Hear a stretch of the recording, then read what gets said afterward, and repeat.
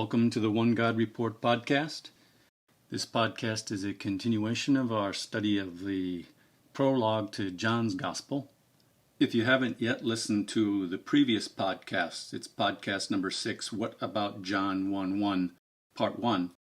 I recommend listening to that podcast first before this one. Now, this podcast edition is called The Gospel of John and the New Creation. Jesus is the beginning of God's new creation.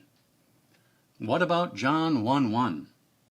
Right, ever since I came to understand from the scriptures that God, Yehovah, Yud-He-Vav-He, is one, and that Jesus is God's human Messiah, Christ, whom God raised from the dead, people would say to me, well, what about John 1:1?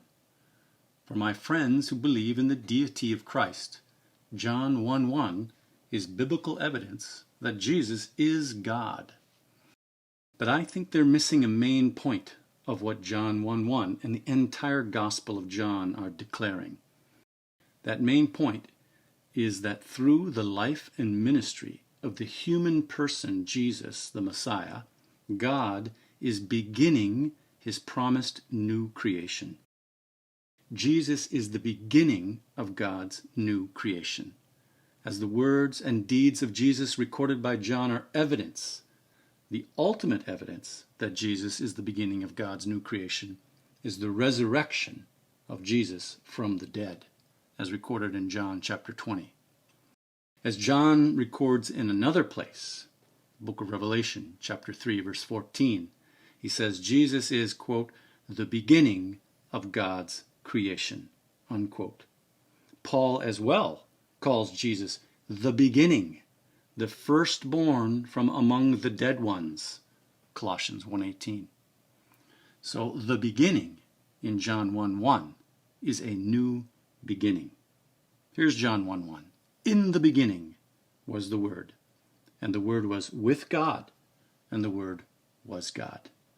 So our main question today will be, what beginning? Does in the beginning in John 1:1 mean the Genesis creation, or maybe a time before the Genesis creation? Trinitarians bring a number of assumptions to the text when reading John's Gospel. For instance, there's no Trinity described in John 1:1 or anywhere else in John's Gospel. Let's be honest about that. There's no Trinity there. So in John 1:1, there's no Trinity. Another assumption that Trinitarians make is that in the beginning of John 1:1 is a direct reference to the creation of the universe. But understanding the beginning as a reference to the Genesis creation is an assumption that isn't suitable with the rest of the verse, or with the rest of the Gospel of John, or with the rest of John's other writings, or with the rest of the New Testament, or with the rest of the Bible entire. Look, something is very strange if we interpret the beginning in John 1:1 as the Genesis creation. Is this Jewish author telling us in one sentence or a few sentences that Yud-He-Vav-He, Yahweh of the Scriptures, really isn't one, but he's two? Is John the Jew in the first few verses of his gospel telling us that neither Moses nor any of the prophets, nor Matthew or Mark or Luke knew that there was a second or maybe a third person involved in the creating of the universe? Why does the Old Testament say that only a singular God person, Yud-He-Vav-He, created the universe? There's many references to that effect. If the beginning in John 1:1 means the Genesis creation, here's another question. Why does the author strangely and suddenly introduce the person and ministry of John the Baptist only 5 verses later, that is in John 1:6? So, I believe we're seeing in the Gospel of John a new beginning. A new beginning. It is at least possible and fits the context of the Gospel of John much better to understand the beginning of John 1:1 as the beginning of the ministry and life of Jesus, who is the beginning of God's new creation, the firstborn from the dead. Compare Revelation 1:5, 3:14, and Colossians 1:18. John, in his opening words, boldly echoes creation language, using words like beginning, word, light, life came to be, not because he's describing the original creation of the universe, but because he's describing how the same God of Genesis is beginning his promised new creation. Compare, for instance, Isaiah 65:17 and the book of Revelation, chapter 21, verse 1 and 5. Behold, I create all things new. The biblical new creation is not a demolition of the current heavens and earth, followed by a total new recreation of matter, but it's a renewal or restoration of the current heavens and earth to the righteousness and goodness that God intends. This restoration and renewal understanding of the beginning in John 1:1 agrees with how John used the phrase the beginning in other places in his gospel, in his epistles, and in the book of Revelation. This restoration and renewal, new creation, understanding of the beginning also agrees with the theological framework of the other biblical authors. So let's look closer at the beginning in the Gospel of John. The Greek word for beginning is arche. It can refer to the beginning of anything.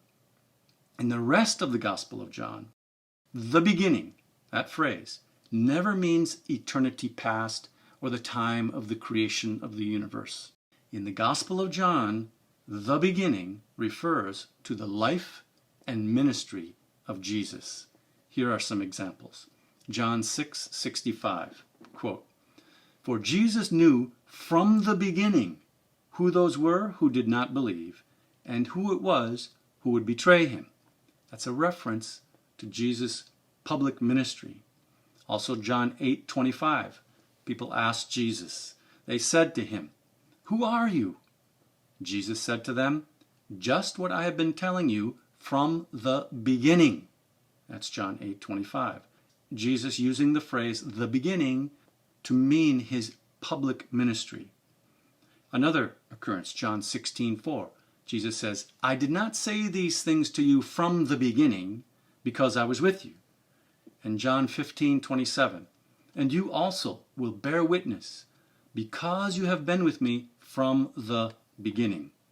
So the use of the phrase the beginning by the same author in the same book to mean the beginning of Jesus' life and ministry is a good reason to understand the phrase the beginning in the first verse of his gospel as a reference likewise to the beginning of the life and ministry of Jesus. Put another way, to interpret the beginning in John 1:1 as a reference to the Genesis creation contradicts how John uses the phrase in all other places of his gospel. With all the immediate contextual evidence in the Gospel of John, it is unreasonable and exegetically a failure to interpret the beginning of John 1:1 as describing directly the Genesis creation. Rather, the beginning in John 1:1, while shamelessly and intentionally echoing Genesis, is the beginning of the new creation of God through the life and ministry of Jesus the Messiah. Now let's look at the phrase the beginning in the epistles of John, literature that is as well attributed to the same author. In 1 John, the first epistle of John, in 1 John 1:1, quote, "That which was from the beginning," unquote, was that which people heard, saw, and touched in the 1st century AD.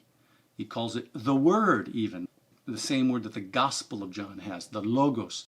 1 John, the epistle of 1 John says, the Word of life. So in 1 John 1:1, the same words which occur in the Gospel of John, the beginning and Word or Logos, refer to the life and ministry of Jesus the Messiah on earth, not to the beginning of the creation of the universe.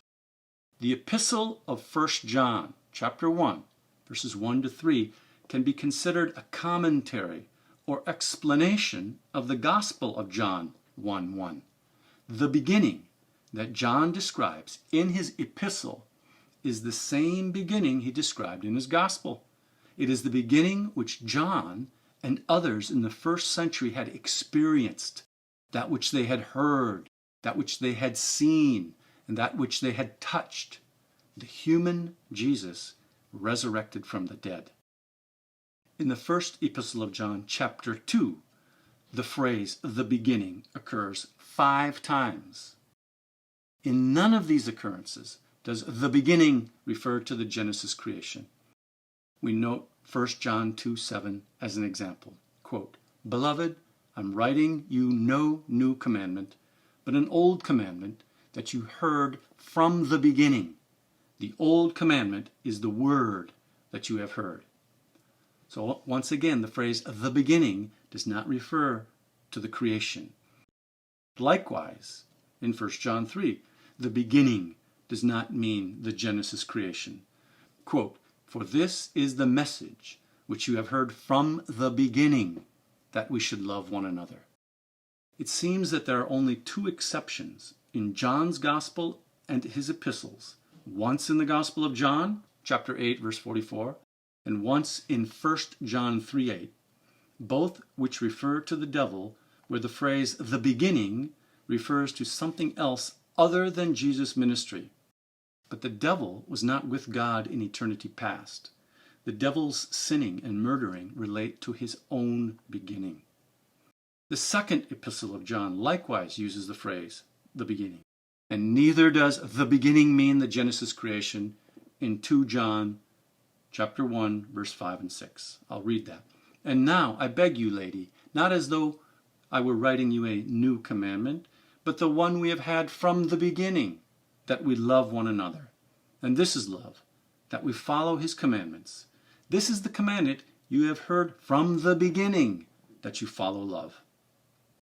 To summarize so far, John's other references to the beginning in his gospel and his epistles shed light on what he meant by the beginning in John 1:1. Nowhere else in John's gospel or his epistles does the beginning refer to the Genesis creation. Rather, the beginning refers to the life and ministry of Jesus the Messiah, whose resurrection from the dead is a new creation, a new beginning, the beginning of the long hoped-for restoration of the age to come. How about the book of Revelation, another work that is attributed to the author of John? The book of Revelation agrees with John's gospel and epistles in presenting Jesus not as someone literally present with God at the Genesis creation, but as the beginning of God's new creation. Jesus in the book of Revelation is not God, but he has a God. Look at Revelation 1:1 or 1:4-6, or chapter 3 verse 2 or chapter 3 verse 12, all which state that Jesus has a God. As in the Gospel of John, Jesus is presented in the book of Revelation as a human being who was dead, but was raised from the dead and exalted by God. In Revelation chapter 1, certain characteristics of Jesus are described, and then in chapters 2 and 3, those characteristics are referred to again as Jesus addressed the 7 churches. For instance, in Revelation 1:5, Jesus Christ is the faithful witness, the firstborn of the dead. Then Jesus addressed the church in Laodicea as, quote, "the faithful and true witness, the beginning of God's creation," Revelation 3:14. So being the firstborn of the dead is parallel to the beginning of God's creation. John, in Revelation, presents the resurrection of Jesus from the dead as the beginning of God's work of creation renewal. In Revelation 1:17-18, Jesus calls himself the first and the last, the living one. "I was dead, and behold, I am alive forevermore." Then in Revelation 2:8, Jesus addressed the church in Smyrna as, quote, the first and the last who was dead and came to life, unquote. So Jesus being first in the book of Revelation is always in the context of his death and resurrection. Jesus was dead, but he is the first to be resurrected to immortal life. In the book of Revelation, John's presentation of Jesus Christ being the firstborn from the dead and the beginning of God's creation agrees with interpreting the phrase the beginning in the Gospel of John 1:1 as the beginning of God's new creation in the life of Jesus. Then the other Gospels beginning, the three other Gospels, Matthew, Mark, and Luke, all begin with a beginning that relates to the life and ministry of Jesus Christ on earth. Look at Matthew. Matthew begins his Gospel, the book of the origin or genealogy of Jesus the Christ, Jesus the Messiah, Matthew 1:1. The Greek word for origin or genealogy is Genesis, which means a beginning. While Matthew starts his book by recording Jesus' ancestry through David to Abraham, not to eternity past, Matthew's whole book describes the life and ministry of Jesus that culminates in the resurrection of Jesus from the dead on the first day of the week. That is as well a parallel to the creation. Jesus' resurrection on the first day. There's a new beginning. The Gospel of Mark. The beginning, for Mark, refers to the beginning of Jesus' life and ministry on earth. Mark starts, this is Mark 1:1, the beginning of the gospel of Jesus Christ, the Son of God. Mark is very similar to John's gospel in another way, in that he immediately, from the second verse of his gospel, began describing the ministry of John the Baptist in association with the beginning of the ministry of Jesus. John's gospel likewise describes the ministry of John the Baptist, beginning with the 6th verse in the so-called prologue. Right? Some people call the first 18 verses of John 1 the prologue of the Gospel of John. Well, John the Baptist is in John chapter 1, verses 6 through 8 and verse 15. And then again, from chapter 1, verses 19 to verse 35. The appearance of John the Baptist early in John's Gospel and the parallel to the Baptist's early appearance in Mark's Gospel is evidence that the beginning that John refers to is the same beginning of Mark, the beginning of the Gospel of Jesus Christ. In other words, John the Baptist is so quickly and prominently introduced at the beginning of John's Gospel because John has a key role in that beginning. It goes without saying that John the Baptist was not involved in the Genesis creation of chapter 1 of Genesis. Now, since the prologue of John 1 through 18, introduces the ministry of Jesus the Messiah, and because the witness of John the Baptist plays an important role introducing the Messiah Jesus, the Baptist is quickly and prominently introduced in the prologue. As I mentioned, John chapter 1, verse 6 to 8 and 15. John the Baptist really has no business being in the prologue if John 1:1 is about the Genesis creation. On the other hand, it is fitting that John the Baptist is in John 1, verse 6 and 7 and 15, if John 1:1 is referring to the beginning, the new beginning, the life and ministry of Jesus the Messiah. Now Luke, in another very close parallel to John, Luke uses the same words, the beginning, and the word or logos in Greek, at the beginning of his gospel to describe events in the life of Jesus, quoting Luke chapter 1, verses 1 to 2. Inasmuch as many have undertaken to compile a narrative of the things that have been accomplished among us, just as those who from the beginning were eyewitnesses and ministers of the word have delivered them to us. You see how Luke is saying that the beginning involves things that have been accomplished among us. And from the beginning, we had eyewitnesses. He's talking about the ministry of Jesus Christ on earth. So, all three of the synoptic gospels, Matthew, Mark, and Luke, begin their gospels with a reference to a beginning that relates to the life and ministry of Jesus, including the ministry of John the Baptist, whereas Luke says things that have been accomplished among us, not to the Genesis creation. These references in Matthew and Mark and Luke to a Genesis and a beginning are evidence that the Gospel of John also is describing the beginning associated with the life and ministry of Jesus. Now, a few comments about in the beginning in a literary context, or in John 1:1's literary context. As mentioned above, the word beginning can refer to the beginning of anything. If I say, let me tell you what happened in the beginning, would you think that I want to tell you about the creation of the universe? Maybe. But what if you knew that I was about to tell you about my relationship with my wife? You would know that the beginning, in the context of our discussion, didn't mean the Genesis creation. Likewise, the Gospel of John is about to tell us about the life, ministry, and resurrection of Jesus. The context of in the beginning is the life of Jesus as John is about to describe, not the creation of the earth and stars. Some people want to differentiate between the phrase the beginning and in the beginning. But we can see as well that the phrase in the beginning needs context. A couple of examples from the New Testament.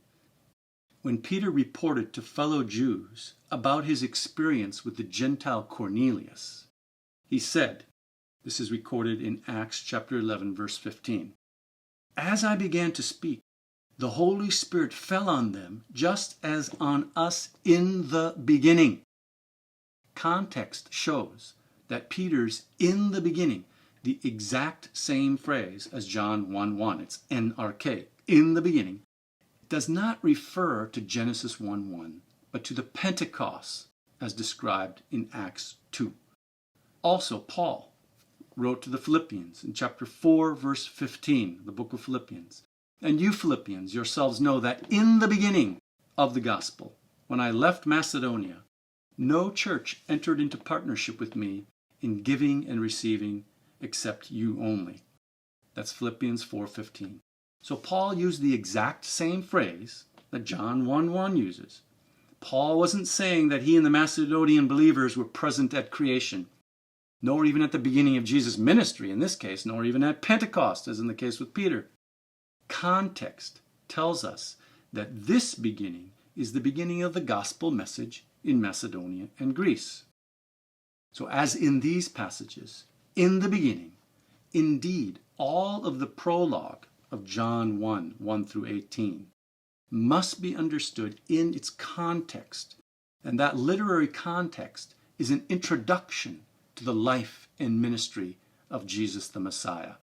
As some 16th century reformers recognized, I'm going to quote a passage here from the Rakovian Catechism, Reformation times, commenting on John 1:1, quote, "In the cited passage where the Word is said to have been in the beginning, there is no reference to an antecedent eternity, but the word beginning is to be understood of the subject matter under consideration.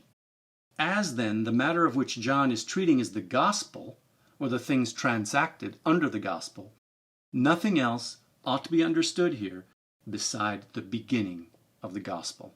Unquote.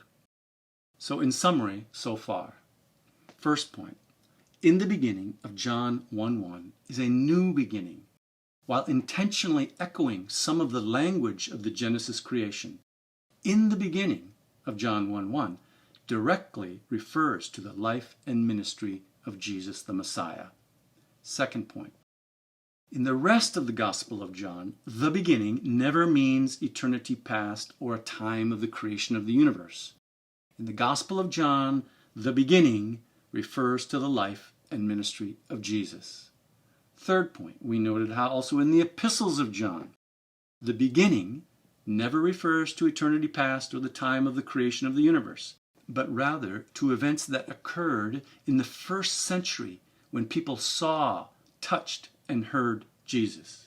Fourth, we also saw that in the book of Revelation, John's presentation of Jesus Christ as the firstborn from the dead, the beginning of God's creation, agrees with interpreting the beginning in the Gospel of John 1:1 as the beginning of God's new creation in the life of Jesus. We also saw how the other three Gospels, Matthew, Mark, and Luke, associate words like the beginning and the Word with the life and ministry of Jesus. This is evidence that the beginning in the Gospel of John is likewise to be associated with the life and ministry of Jesus. And the sixth point, we noted other places in the New Testament where the phrase "in the beginning" does not refer to the Genesis creation. Literary context is necessary to determine what beginning is meant. And finally, we noted that the literary context of John's prologue, John chapter 1, verse 1 through 18, is an introduction to and a summary of his entire gospel, which describes the life and ministry of Jesus the Messiah. The Gospel of John is not a record of the Genesis creation of seas and dry land and plants and animals, moon and stars. Rather, the context of "in the beginning" in the Gospel of John is the life of Jesus. If "in the beginning" of John 1:1 is about the new creation which God is working in and through Jesus, as all the evidences we've just looked at indicate, John's beginning is not about the Genesis creation, then there's no reason to postulate that the Word, Jesus, was present when God created rocks and trees and animals as described in Genesis 1. And what a beginning Jesus is. He's the beginning of God's new creation. In a future podcast, we'll plan to examine further the concept of the new creation in the Gospel of John. And we'll hope to see how the new creation theme in the Gospel of John fits the historical context of the first century AD. That is, first century readers, especially Jews, but also Gentiles instructed in the hope of Israel, would have readily identified John's Gospel as a description of how God, through Jesus, is beginning creation renewal. And we'll also hope to see that the new creation theme is prevalent in other New Testament writings. For now, please subscribe to and share the One God Report podcast on social media. Please give us an honest rating and write a review on your podcast platform. Blessings in Jesus the Messiah, the firstborn out of the dead ones.